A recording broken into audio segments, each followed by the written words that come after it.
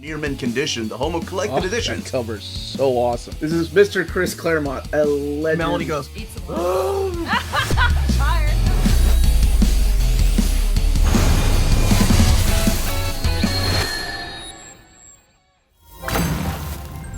Happy Monday, all you minties. Uncanny Omar here from Near Mint Condition, the home of collected editions. It is Monday. That means it's time to take an advanced look at an upcoming Marvel Omnibus. Today, I'm going to be taking a look at the Spider-Man by Michelinie and Bagley Omnibus Volume 2. So let's go ahead and get started.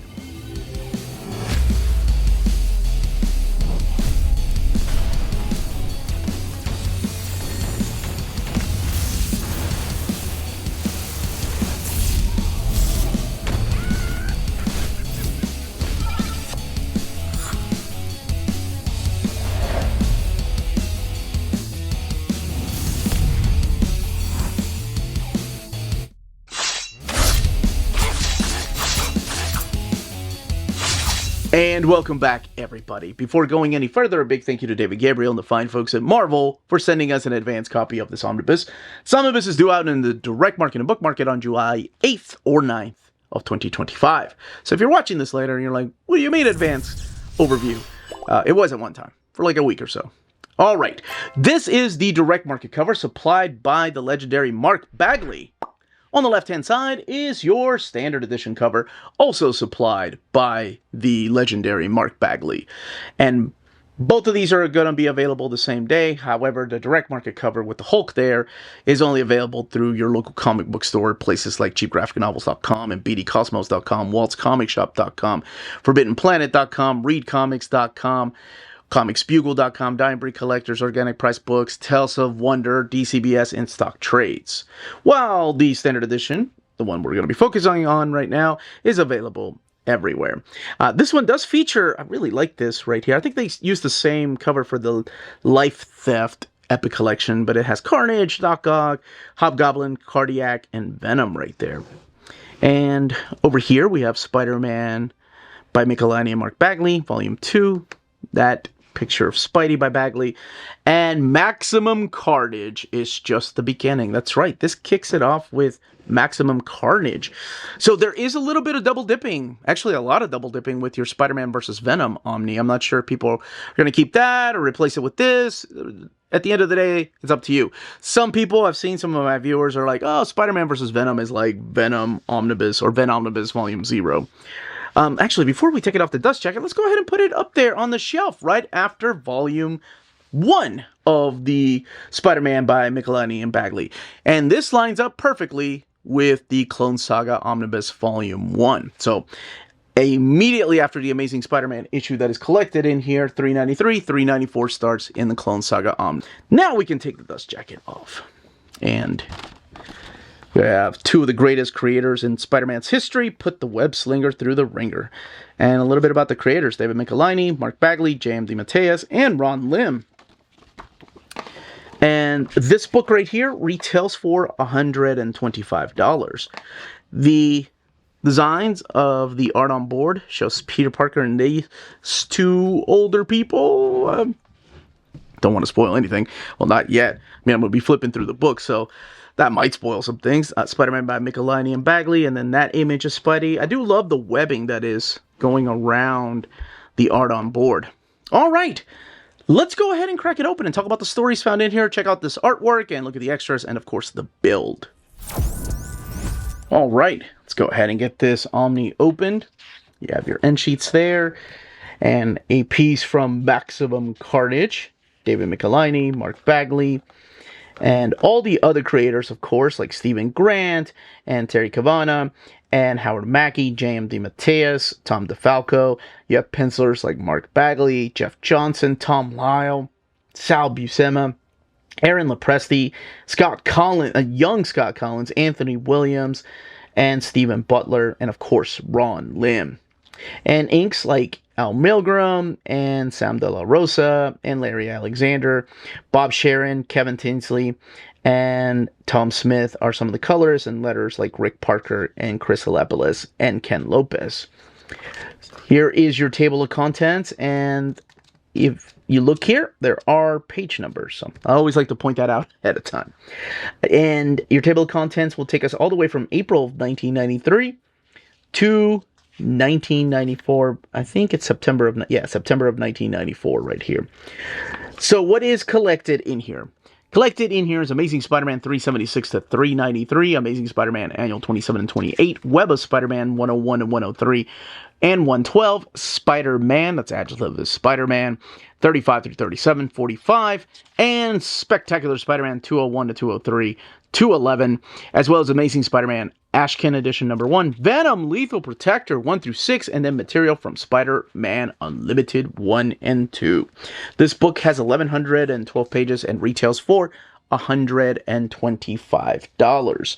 So in here, you're going to see the lead up to Maximum Carnage. In the first book, we got to see Carnage. He was introduced, and people loved him, including myself. I love that character. And slowly but surely, we knew he was going to come back. But before we do, we have this return of Sticks and Stones right here, and also the return of Cardiac, who I always really liked that character. This is some of the stuff that is done by Jeff Johnson. Mark Bagley, if he's not doing internal artwork, he is supplying a lot of the covers. But yes, it is the return of Sticks and Stones. Oh, shoot. I have to talk about some of the things that happened in the first volume. So just in case spoilers, if you haven't read the first volume, or if you're currently reading it, I do have to talk about one of the biggest things that happens in that first volume. And it's not Carnage or the return of Venom. All right. In that first volume, we are greeted by Peter Parker's parents. Perhaps they didn't die. They came back. And Mary and Richard Parker, long presumed dead, arrive at his door, and they're like, hey, we're here, son. We had to fake our deaths. So he's having to deal with that at home, and then still being Spider-Man, having his marriage with MJ, and then, of course, having a job. And a lot of these things just start catching up to him. This is the introduction of Annex right here, who is a kind of one-and-done villain. This is it. I think this is his only appearance, and is he really a villain or not? This is the young Scott Collins I was talking about, but killing it with this artwork right here. This is by Eric Fiend and Bud La Rosa doing the inks right here. I really like this style that he was going for back then. Not just starring the Black Cat, but also Solo. And we have some more backup stories here from the annual. And then we get to Venom, Lethal Protector. So this is when Venom, after the events of Carnage, it feels like the editors at the time were like, this guy's really popular.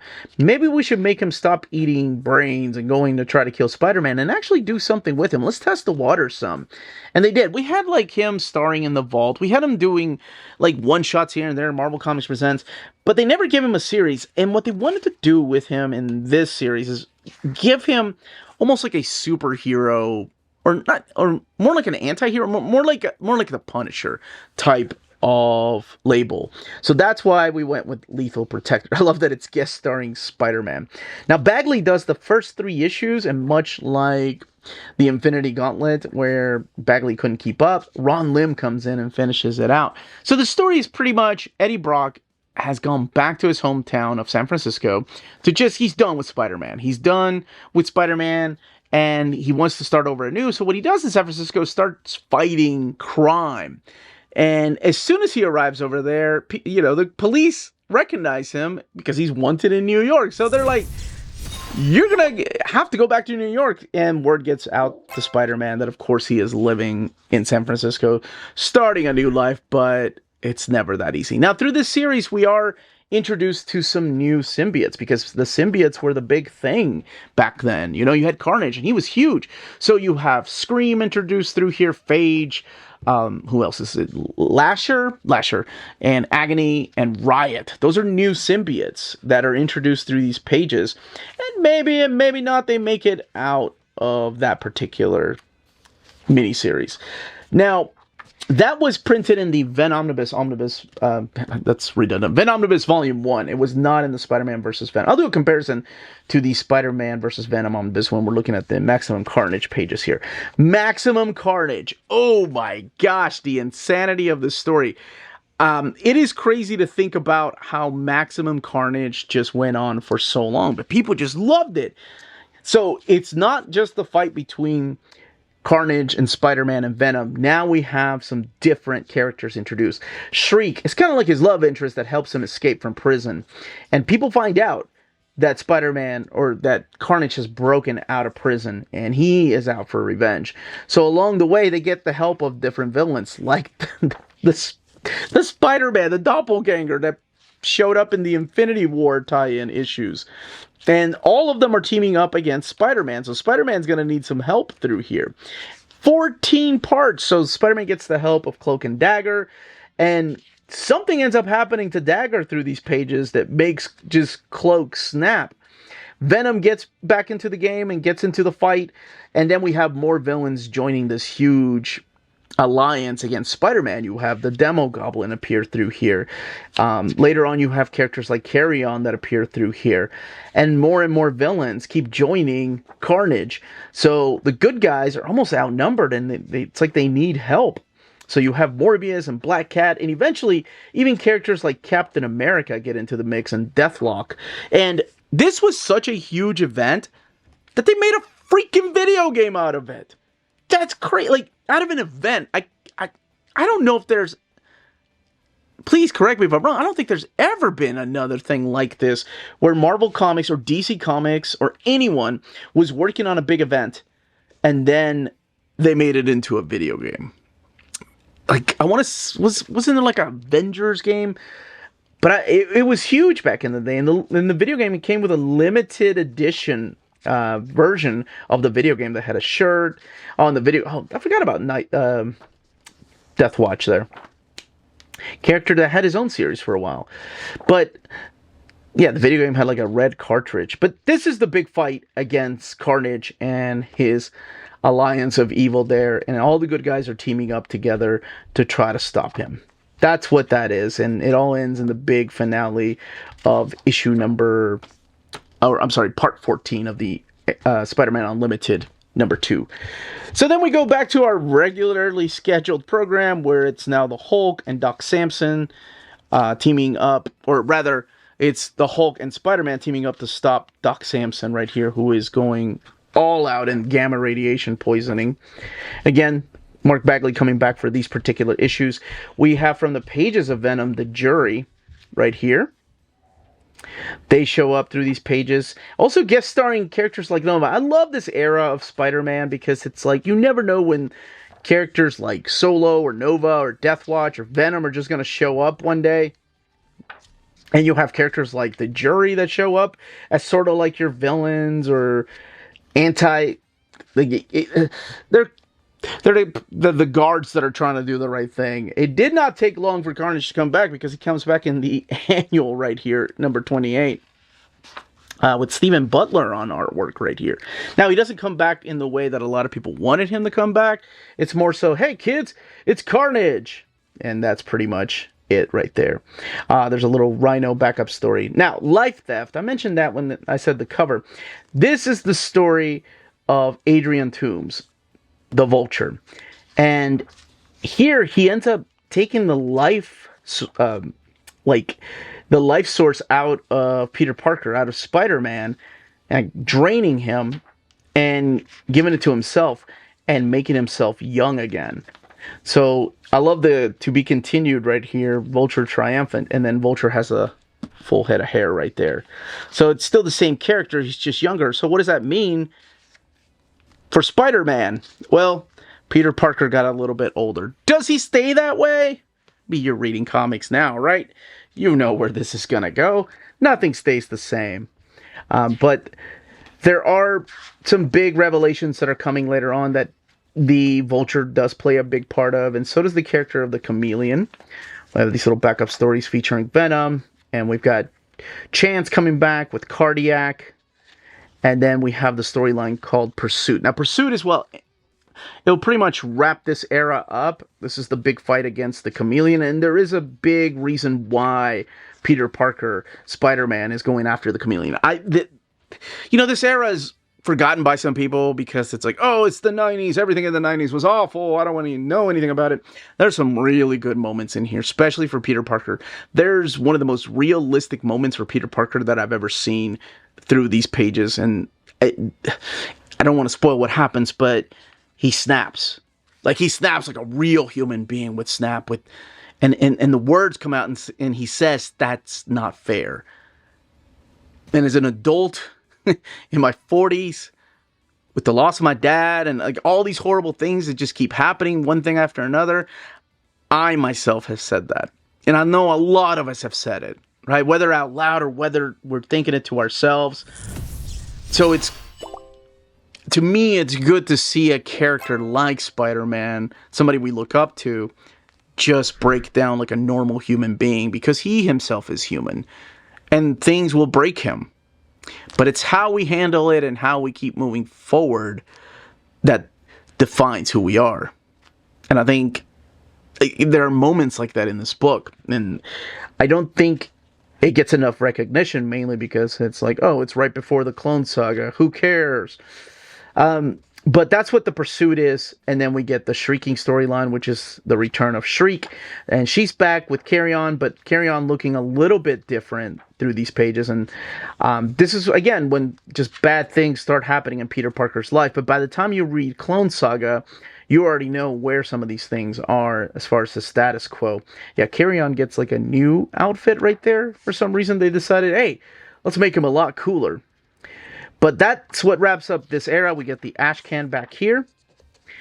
Little catch up on his enemies and coming soon. Articles right here from Marvel Age. And then, of course, how could we are not going to pass these up. Come on, priorities. All right, 1993, the annual came with a polybag introducing Annex. I hope you kept the polybag. It's worth a lot more money. And then you have Jarvinen, what happened to that guy? He just kind of went away after a while. Lee Weeks right here. I just saw him at Heroes Con or by the time you watch this, it'll be a week and a half, maybe. And other artists doing the pinups. Look at that Simon Beasley cover, right? That is killer, man. I remember having this trade paperback of Maximum Carnage, and then I got that one too. I think I've upgraded it so many times. And of course, it's also available in Epic Collection. Wizard Magazine covers. Oh, these are cool. These are the trading cards back here. The Maximum Carnage trade paperback, these pages were shrunk down to 2 pages. So that's what it's showing, the full, like how they looked over here, and the dialogue was changed. These are the trading cards. I really like this cover right here. The trading cards, and then the Wizard Magazine covers. I love that Venom right there. That is by Bart Whitman Sears. Bart Sears, that guy went on to blow up. There's a Joe Quesada, Jimmy Palmiotti. Really like the way he drew his Venom too. The Dark Book Wizard Collection, and then original art back here. Some of this has been collected in the epics, and other stuff has not. And 1,112 pages, your end sheets. Let's look at this binding. That is an eye right there. But believe it or not, this is the iMac printer. I had to take a triple look. I'm like, wait, that's not a Donnelly printer eye? I'm so used to those big eyes from the Donnelly printer. It's actually reversed this week. The Donnelly printer X-Men had a smaller eye, but this is a huge eye, meaning that, let's look at the way that it lays over. Oh, and the paper stock, honestly, feels just as thick as the Donnelly printer these days. So there's minimal bleed through happening from the other side. Wanted to come back to a double page spread, like right here. So minimal gutter loss happening right there. And I think, is there anything? Of course, that's at the very beginning. By the time you get to the middle, they get a lot better. But I wanted to show something at the very beginning. Oh, I did want to compare the way that it looks compared to the Omnibus over here. All right, we have the Spider-Man versus Venom printing over here. And this is printed at the Donnelly printer. And then the Spider-Man Michelinie Bagley Omnibus Volume 2. So the Donnelly printer, this is the first printing. Honestly, the paper stock feels just a little thicker than the paper stock over here. The colors are a little bit redder over here. Whereas over here, it's more of a flesh tone that's going on. So let's actually compare like the bleed through. It's happening. We have some white pages here, so we can do that. Well, I thought pretty easy. There we go. Right here, like Mary Jane. So you do have some bleed through happening there, but it's also happening over here. It's a little more prominent here because, well, this is the paper stock from 2025, so it's a little bit thinner. Wanted to find a double-page spread between the two books to kind of compare it. This is the Donnelly printer, but then again, it's like over here on page 869, while this is page 373. But it does have a bigger eye. It's less over here, and a little more so gutter loss over here, though. Just in case. I don't know if people are going to be like comparing and contrasting the double-page spreads between the two Omnis, but just wanted to be as thorough as possible. And that, as they say, is that. If you're interested in purchasing this omnibus, don't forget to check out our sponsors. BD Cosmos, the Canadian leader in graphic novels. They have a physical storefront in Montreal, Quebec, and their website, bdcosmos.com, offers 25% off your order of over $99 or more, and free shipping everywhere in Canada for every order of $250 or more. Their shipping care is exceptional. Your books will stay cozy through the rough Canadian weather and arrive to you in near mint condition. After checkout, let them know Near Mint Condition sent you their way, and you'll be added to the monthly $25 gift card raffle. Entries are valid for new and returning customers. Don't be afraid to call or email them. Ask them questions. Their staff is always happy to help guide you towards the right purchase. Visit their website, bdcosmos.com, for more. BD Cosmos, with rewards and raffles taking care of customers in Canada. Eh? CheapGraphicNovels.com, your online home for graphic novels and collected editions up to 50% off cover price. They have excellent shipping and prompt and helpful service. Check out their bargain deals for up to 90% off cover price. And don't forget, the CGN also takes pre-orders. That way you don't miss out on the hottest releases. And they are currently running a special promotion for you Minties. If you're a first-time customer, after receiving your order confirmation email, reply back to that email and let them know Near Mint Condition sent you their way. They will then apply a free shipping promotional credit to your next order in the US. Cheap Graphic Novels, your source for the hottest books with the kind of deep discount, quality shipping, and customer service that will keep you coming back for more. And that was the content, the page count, and build of this omnibus. In the comments down below, let me know if you are picking this up, if you have volume 1, if you're just going to wait one day for I assume it'll be a volume 13, 14, oh my goodness, 13 and 14, you can wait if that's what you want to do, of course, but if you're picking this up just to have all of Spider-Man collected in oversized format, or if you're keeping your Spider-Man vs. Venom omnibus, leave those comments down below. Don't forget to smash that like button. Everyone stay healthy and safe out there. Much love.